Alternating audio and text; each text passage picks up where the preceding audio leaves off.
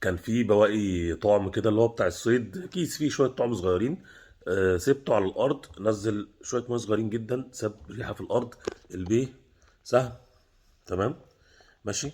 عمل ايه؟ راح قام عامل الحركه بتاعته ان هو قام عامل راسه كده، وقام متبل نفسه في الريحه اللي في الارض دي. قام وقعد يلف فيها ويعمل جسمه كده يمين وشمال. هي طبعا كانت حاجه صغيره ما تبهدلش ريحته ولا حاجه. بس السؤال هنا، هل الكلب ده معفن؟ بيحب الريحه المعفنه يعني؟ بيحب الريحه الوحشه؟ طيب المفاجاه بقى ان اصلا دي حاجه غريزيه عند الكلاب. يعني لو كلبك عمل حاجه زي كده، هو بالنسبه له في الفيرجن بتاعته ككلب ما عملش حاجه غلط تماما. طبعا العلماء بقى بيقولوا يمكن يكون ده بسبب ان زمان غريزيا الكلاب كانت بتحب تغطي ريحتها، تخبي ريحتها، الكلام ده كله عشان تبقى عايشه في البريه والكلام ده.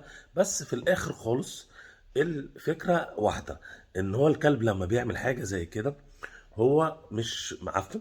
هو مش بيعمل حاجة بالنسبة لك انت ايه القرف ده، لا، هو بالنسبة له بيعمل حاجة طبيعية جدا. طبعا خلينا نتفق انك انت في الشارع لازم تخلي بالك كويس جدا ان كلبك ما يروحش ناحية حاجات فيها روايح مش كويسة، لان هو ممكن يقوم مقلب لك نفسه في حاجة زي كده، يبقى عندك مشكلة. وده بيتم عن طريق انك تبقى عارف تمشي كلبك كويس جدا، ومن الناحية التانية الريكول بتاعه او الاستدعاء بتاعه يبقى كويس جدا.